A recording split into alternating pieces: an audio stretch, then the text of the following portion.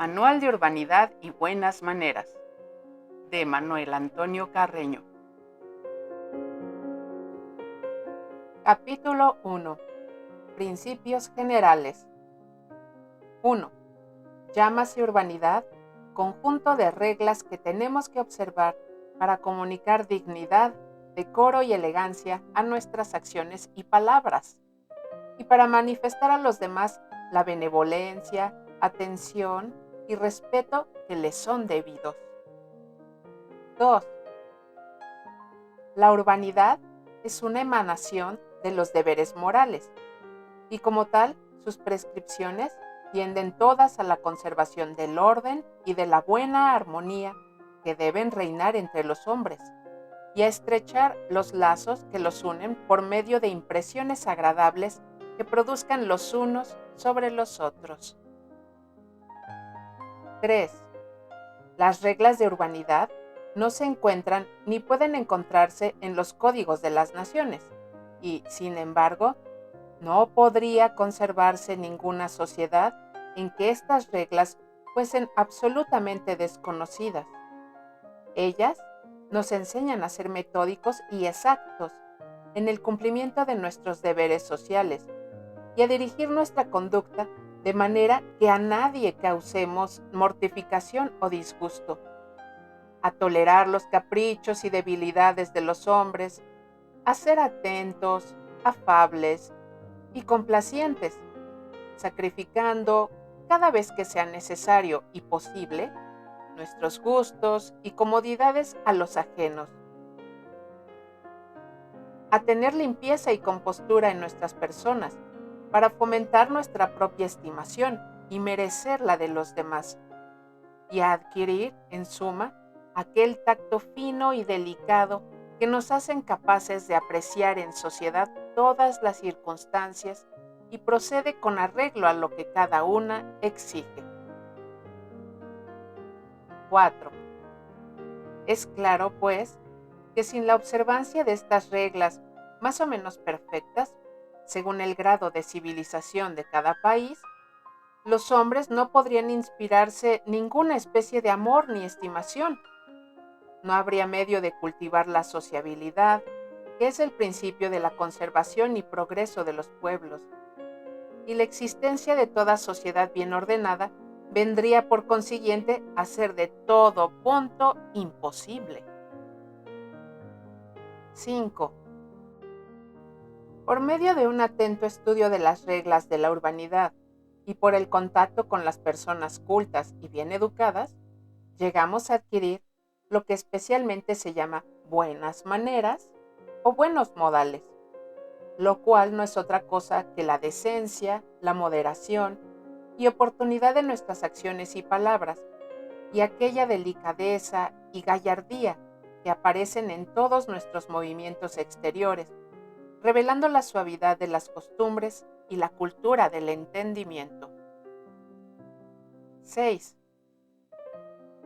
La etiqueta es una parte esencialísima de la urbanidad. Dase este nombre al ceremonial de los usos, estilos y costumbres que se observan en las reuniones de carácter elevado y serio, y en aquellos actos cuya solemnidad excluye absolutamente todos los grados de la familiaridad y la confianza. Hay otra especie de etiqueta que comprende el ceremonial que rige en los palacios de las autoridades supremas, en las asambleas parlamentarias y en los círculos diplomáticos, pero ya se deja ver que ella no puede ser objeto de este tratado. Presentaremos, no obstante, en los lugares correspondientes, aquellas de sus reglas cuyo conocimiento es necesario a todo hombre en sociedad. 7. Por extensión se considera igualmente la etiqueta como el conjunto de cumplidos y ceremonias que debemos emplear en todas las personas, en todas las situaciones de la vida. Esta especie de etiqueta comunica el trato en general, aún en medio de la más íntima confianza, cierto grado de circunspección, que no excluye la pasión del alma ni los actos más afectuosos del corazón, pero que tampoco admite aquella familiaridad sin reserva y sin freno que relaja los resortes de la estimación y del respeto, base indispensable de todas las relaciones sociales. 8. De lo dicho, se deduce que las reglas generales de la etiqueta deben observarse en todas las 4 secciones en que están divididas nuestras relaciones sociales, a saber, la familia o el círculo doméstico, las personas extrañas de confianza, las personas con quienes tenemos poca confianza y aquellas con quienes no tenemos ninguna. 9. Solo la etiqueta propiamente dicha admite la elevada gravedad en acciones y palabras, bien que siempre acompañada de la gracia y gentileza, que son en todos casos el esmalte de la educación.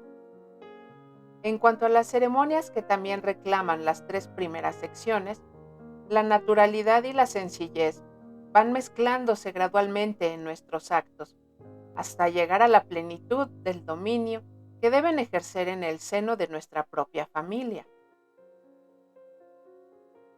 10. Si bien la malentendida confianza destruye, como ya hemos dicho, la estimación y el respeto que deben presidir a todas nuestras relaciones sociales, la falta de una discreta naturalidad puede convertir las ceremonias de la etiqueta, eminentemente conservadores de estas relaciones, en una ridícula afectación que a su vez destruya la misma armonía que están llamadas a conservar. 11. Nada hay más repugnante que la exageración de la etiqueta, cuando debemos entregarnos a la más cordial efusión de nuestros sentimientos. Y como por otra parte esta exageración viene a ser, según ya lo veremos, una regla de conducta para los casos en que nos importa cortar una relación, claro es que no podemos acostumbrarnos a ella, sin alejar también de nosotros a las personas que tienen derecho a nuestra amistad. 12. Pero es tal el atractivo de la cortesanía y son tantas las conveniencias que de ella resultan a la sociedad, que nos sentimos siempre más dispuestos a tolerar la fatigante conducta del hombre excesivamente ceremonioso que los desmanes del hombre incivil. Y las indiscreciones y desaciertos del que, por ignorancia, nos fastidia a cada paso con actos de extemporánea y ridícula familiaridad. 13. Grande debe ser nuestro cuidado en limitarnos a usar, en cada uno de los grados de la amistad, de la suma de confianza que racionalmente admite. Con excepción del círculo de la familia en que nacimos y nos hemos formado, todas nuestras relaciones deben comenzar bajo la atmósfera de la más severa etiqueta, para que ésta pueda llegar a convertirse en familiaridad. Para eso se necesita el transcurso del tiempo y la conformidad de caracteres, cualidades e inclinaciones. Todo exceso de confianza es abusivo y propio de almas vulgares, y nada contribuye más eficazmente a relajar y aún a romper los lazos de la amistad, por más que ésta haya nacido y pudiera consolidarse bajo los auspicios de una fuerte y recíproca simpatía. Ya decía Lord Chesterfield, la verdadera amistad es una planta que crece lentamente y nunca llega a robustecerse sino injertada en el tronco de un reconocido y recíproco mérito. 14. Las leyes de la urbanidad, en cuanto se refieren a la dignidad y decoro personal y a las atenciones que debemos tributar a los demás, rigen en todos los tiempos y en todos los países civilizados de la tierra. Mas aquellas que forman el ceremonial de la etiqueta propiamente dicha, ofrecen gran variedad según lo que está admitida en cada pueblo para comunicar gravedad y tono a los diversos actos de la vida social. Las primeras, como emanadas directamente de los principios morales, tienen un carácter fundamental e inmutable. Las últimas no alteran en nada el deber que tenemos de ser bondadosos y complacientes, y pueden, por lo tanto, estar, como están en efecto, sujetas a la índole, a las inclinaciones y aún a los caprichos de cada pueblo. 15.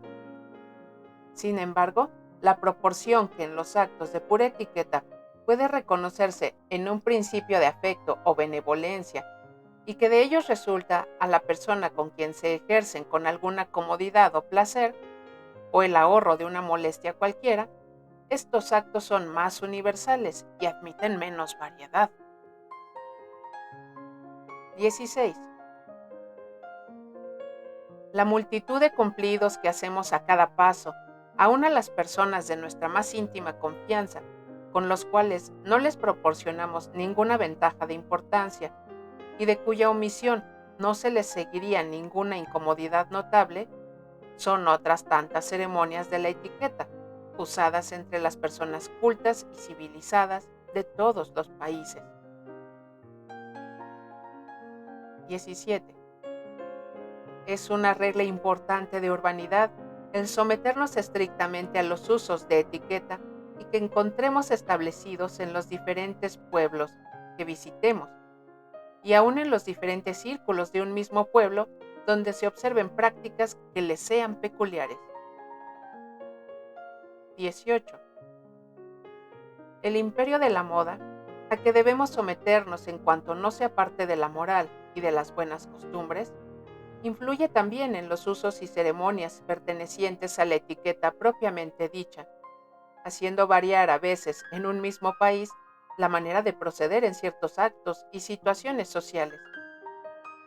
Debemos, por tanto, adaptar en este punto nuestra conducta a lo que sucesivamente se fuere admitiendo en la sociedad en que vivimos, de la misma manera que tenemos que adaptar a lo que hayamos establecido en los diversos países en que nos encontremos. 19. Siempre que en sociedad ignoremos la manera de proceder en casos dados, sigamos el ejemplo de las personas más cultas que en ellas se encuentren.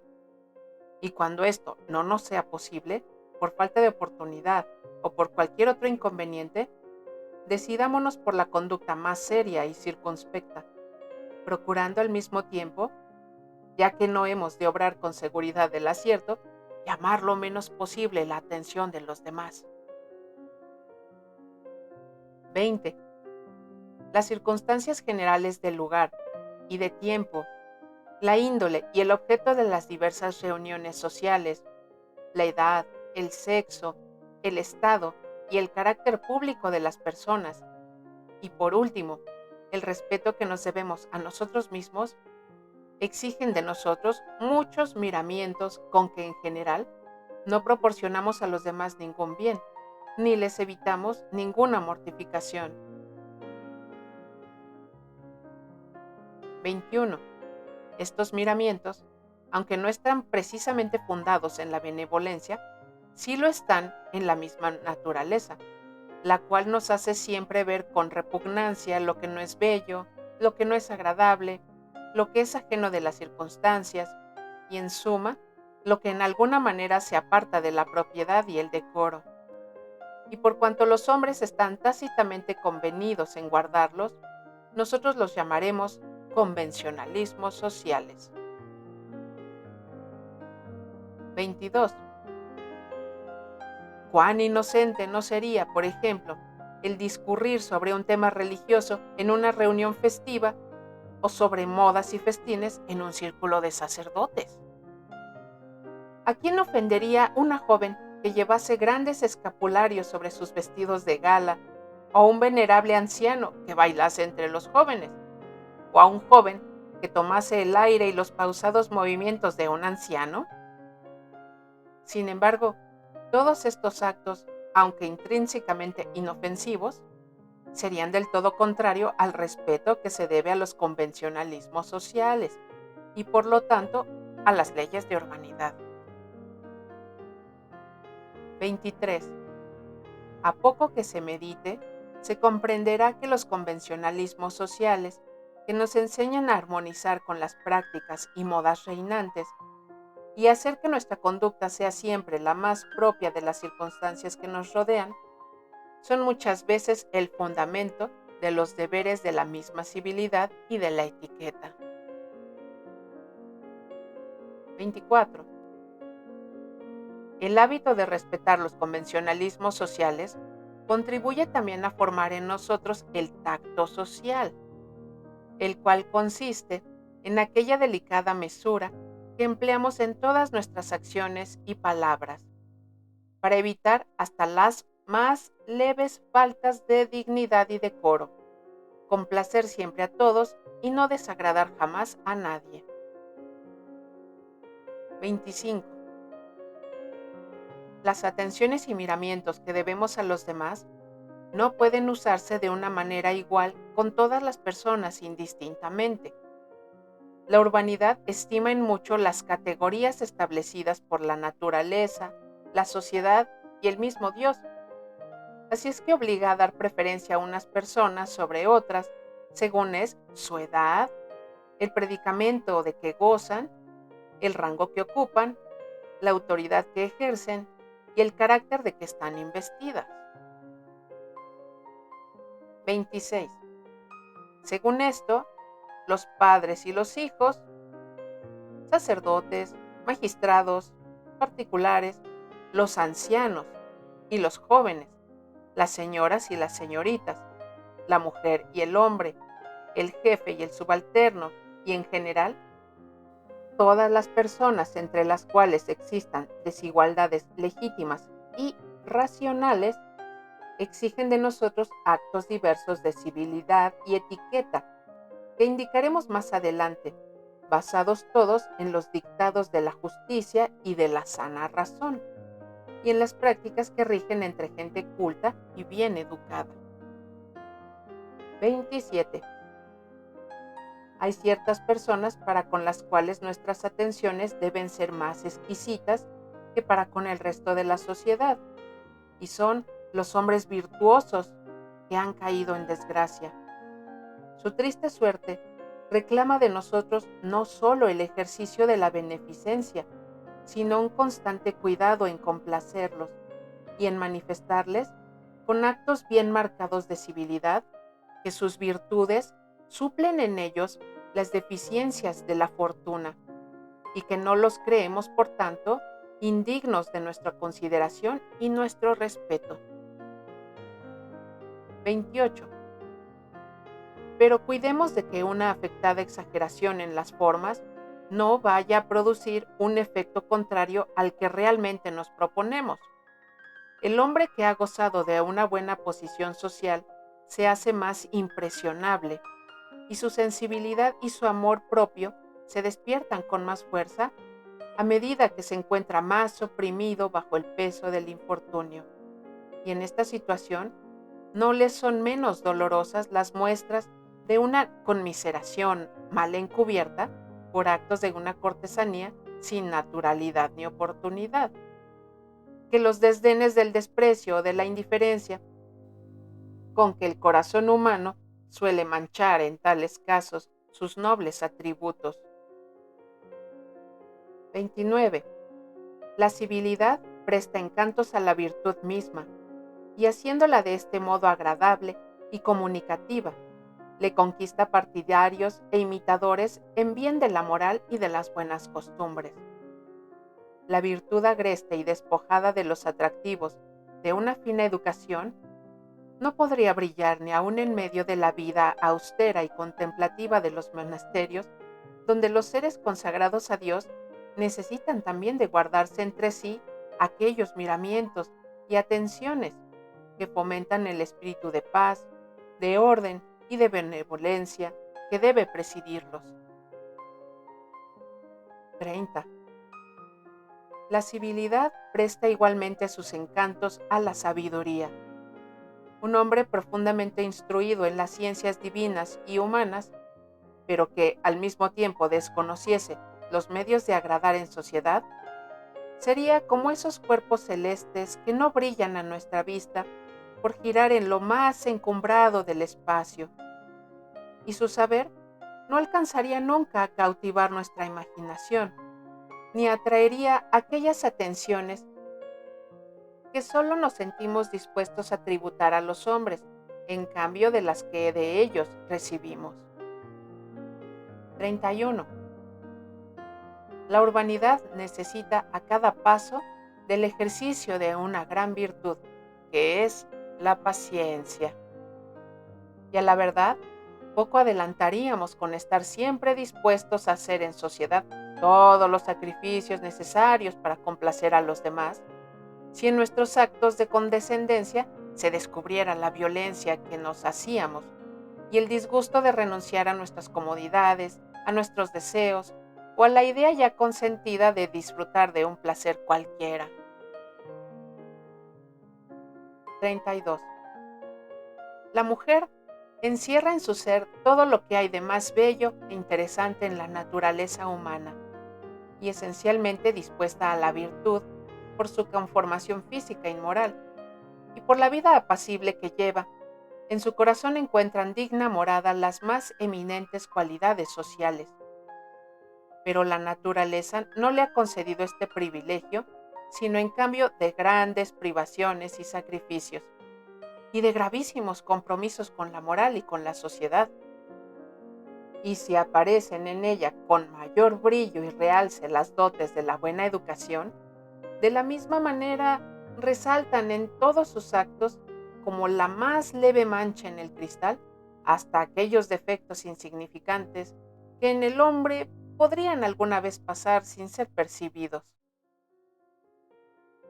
33. Piensen, pues, las jóvenes que se educan, que su alma, templeada por el Creador para la virtud, debe nutrirse únicamente con los conocimientos útiles que sirven a esta de precioso ornamento, que su corazón, nacido para hacer la felicidad de los hombres, debe caminar a su noble destino por la senda de la religión y del honor, y que en las gracias, que todo pueden embellecerlo y todo pueden malograrlo, tan solo deben buscar aquellos atractivos que se hermanan bien con el pudor y la inocencia. 34. La mujer tendrá por seguro norte que las reglas de la urbanidad adquieren respeto de su sexo, mayor grado de severidad que cuando se aplican a los hombres, y en la imitación de los que poseen una buena educación, solo deberá fijarse en aquellas de sus acciones y palabras que se ajusten a la extremada delicadeza y demás circunstancias que le son peculiares. Así como el hombre que tomara el continente y los modales de la mujer aparecería tímido y encogido, de la misma manera la mujer que tomara el aire desembarazado del hombre aparecería inmodesta y descomedida. 35. Para llegar a ser verdaderamente cultos y corteses, no nos basta conocer simplemente los preceptos de la moral y de la urbanidad. Es además indispensable que vivamos poseídos de la firme intención de acomodar a ellos nuestra conducta y que busquemos la sociedad de las personas virtuosas y bien educadas e imitemos sus prácticas en acciones y palabras. 36. Pero esta intención y esta solicitud deben estar acompañadas de un especial cuidado en estudiar siempre el carácter, los sentimientos, las inclinaciones y aún las debilidades y caprichos de los círculos que frecuentemos, a fin de que podamos conocer de un modo inequívoco los medios que tenemos que emplear para conseguir que los demás estén siempre satisfechos de nosotros. 37.